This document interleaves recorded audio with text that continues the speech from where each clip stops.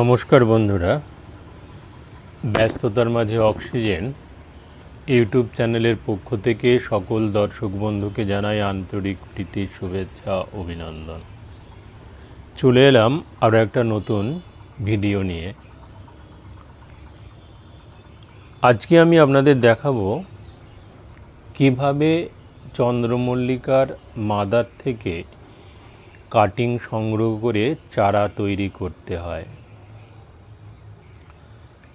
আজ মে মাসের 18 তারিখ। যারা ভালোভাবে চন্দ্রমল্লিকা ফুল ফোটাতে চান, অসংখ্য ফুল ফোটাতে চান, তারা কিন্তু এই সময়েই চারা তৈরি করে নেন। আমি এবারে সেই ভাবনা চিন্তা নিয়েই চারা তৈরি করার পরিকল্পনা নিয়েছি। চারা তৈরি করতে গেলে আপনাদের লাগবে একটা ধারালো ব্লেড, কাটিং এজ পাউডার বা অ্যালোভেরার একটা ডাল, আর লাগবে মাদার গাছ, যেটা থেকে আপনি কাটিং সংগ্রহ করবেন। আমি আপনাদের দেখিয়ে দিই। এই দেখুন একটা গাছ, মাদার গাছ। গত বছরে এটা থেকে ফুল ফুটেছিল, এখনও ফুটে রয়েছে। এখান থেকেই আমি কাটিং সংগ্রহ করব এবং আমার দেয়া রয়েছে, চিহ্ন দেয়া রয়েছে 1 নম্বর টব। এই 1 নম্বর টবে আমার এই কালারের ফুলটা ফুটেছিল গত বছর, মানে গত সেশনে।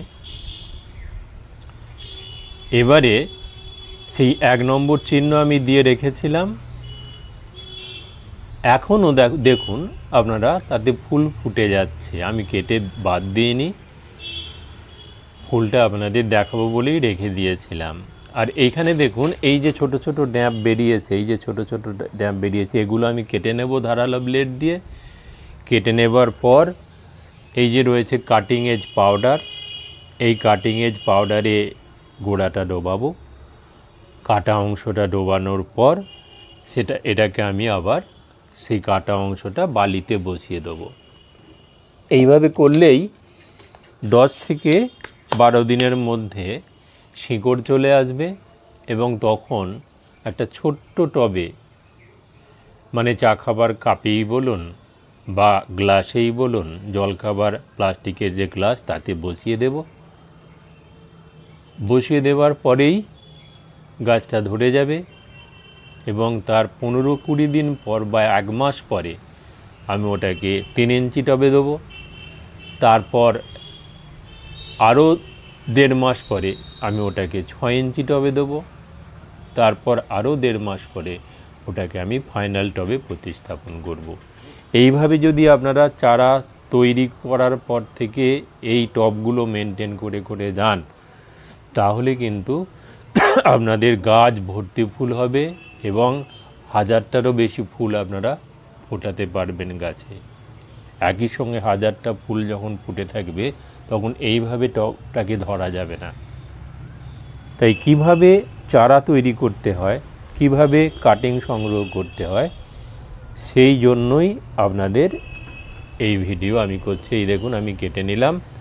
কেটে নিয়ে এই গোড়ার দিকের কয়েকটা পাতা আমি করে নিলাম, ফেলে দিলাম। তারপর এটাকে আমি জলে রাখবো।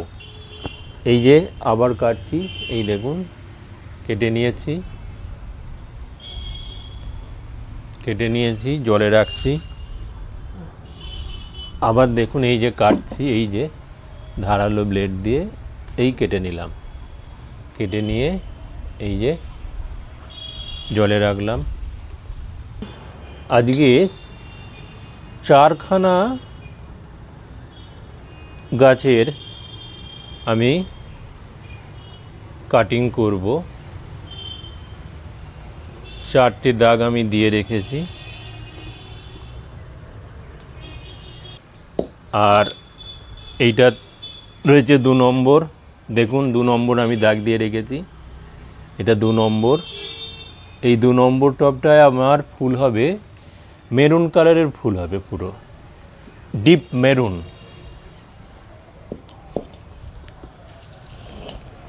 এইটা হচ্ছে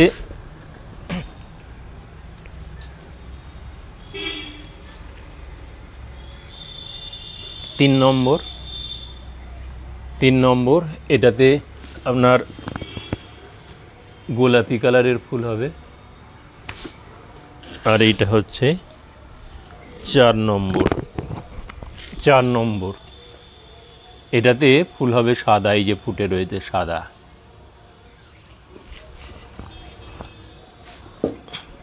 তাহলে এই 4টে গাছের কাটিং থেকে আমি আজকে চারা তৈরি করব।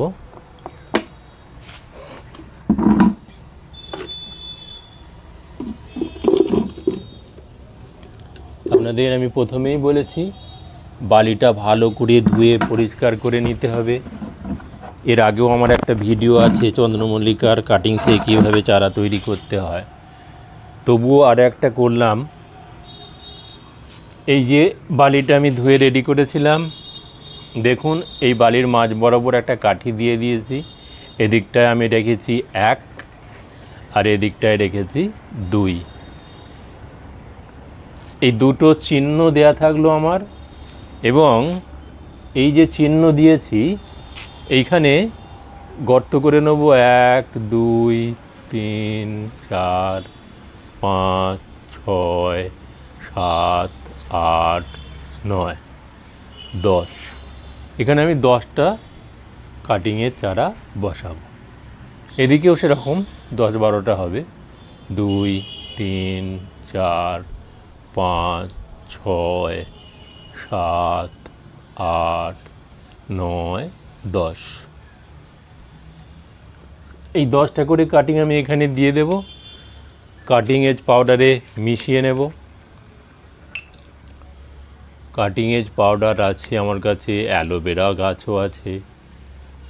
অ্যালোভেরা গাছ যদি থাকে সেটা থেকেও আপনারা করে নিয়ে বসাতে পারেন, কোনো অসুবিধে নেই, তাতেও কিন্তু আপনার গাছ হবে।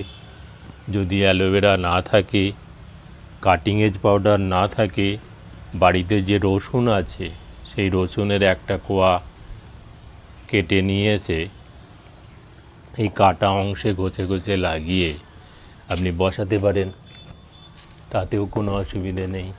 এই দেখুন এইখানে আমি বসিয়ে দিলাম। এই যে বসিয়ে দিয়ে এবার দুপাশে এরম চাপ দিয়ে এটা গর্তটা ভালো করে বুঝিয়ে দিলাম।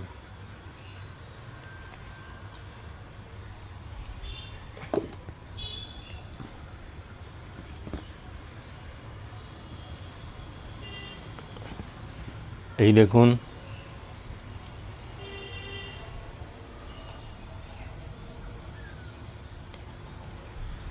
কাটিং এজ পাউডার আবার লাগিয়ে নিলাম। আবার এরকম দেখুন এই যে তুললাম, তুলে এই যে এই গর্তটাকে 2 আঙুলের দিয়ে চাপ দিয়ে বসিয়ে দিলাম।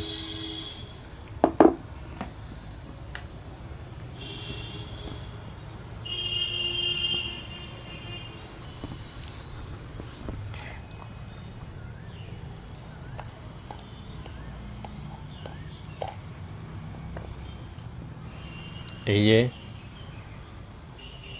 কাটিং এজ পাউডার নিয়ে নিলাম, আবার বসিয়ে দিলাম।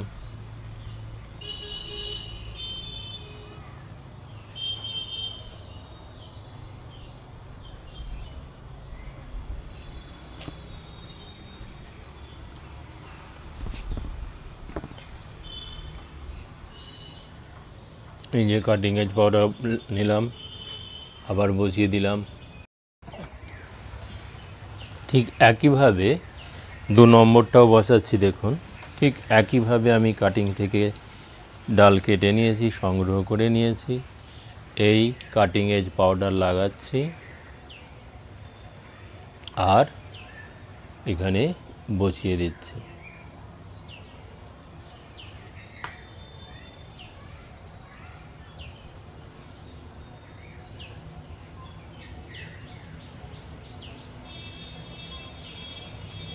এইভাবে যদি আপনারা গত বছরের গাছ থেকে কাটিং করে চারা করে নিতে পারেন তাহলে আর নার্সারিতে যেতে হবে না, আপনারা নিজেরাই এইভাবে চারা তৈরি করে নিয়ে সেই চারা থেকে ফুল ফোটাতে পারবেন।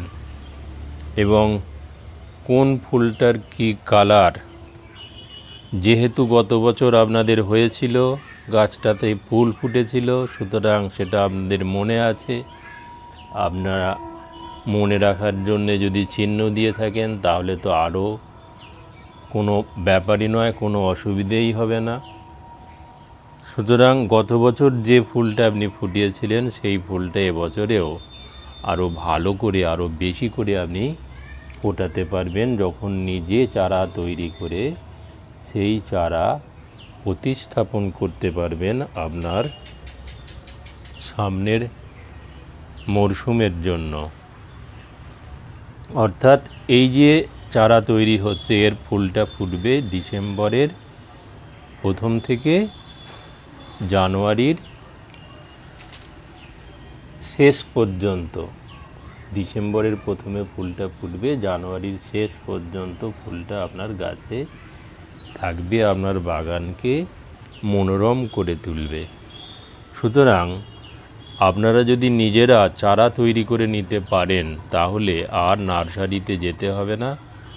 নার্সারিতে তো যাবেন, গিয়ে চারা যখন সংগ্রহ করবেন তখন আপনার আগস্ট মাস হয়ে যাবে। সুতরাং সেখান থেকে চারা সংগ্রহ করে নিয়ে আসার পর আপনি সেপ্টেম্বর, অক্টোবর, নভেম্বর এই 3টে মাস সময় পাবেন। কিন্তু 3 মাসে আপনি কিভাবে গাছটাকে ঝাড়ে পরিণত করবেন, গাছটা থেকে কিভাবে অসংখ্য ফুল আপনি নিতে পারবেন, সেই জন্য নিজেরাই যদি চারা তৈরি করে নেন এবং এই সময় থেকে যদি আপনি এই চারা তৈরি গাছের চারা হয়ে যাবার পর ছোট টব থেকে বড় টব এইভাবে যদি আপনি পরপর ছোট টব, তারপর 3 ইঞ্চি, তারপর 6 ইঞ্চি, তারপর 8 ইঞ্চি, তারপর ফাইনাল টবে প্রতিস্থাপন আপনি করতে পারেন, তাহলে কিন্তু প্রচুর প্রচুর প্রচুর পরিমাণে ফুল পাবেন আপনি ডিসেম্বরের মাঝামাঝি থেকে জানুয়ারির শেষ পর্যন্ত। নমস্কার। যদি ভিডিওটা ভালো লেগে থাকে, যদি চারা তৈরির ব্যাপারে আপনাদের কোনো কাজে লেগে থাকে তাহলে আমি নিজেকে ধন্য মনে করব।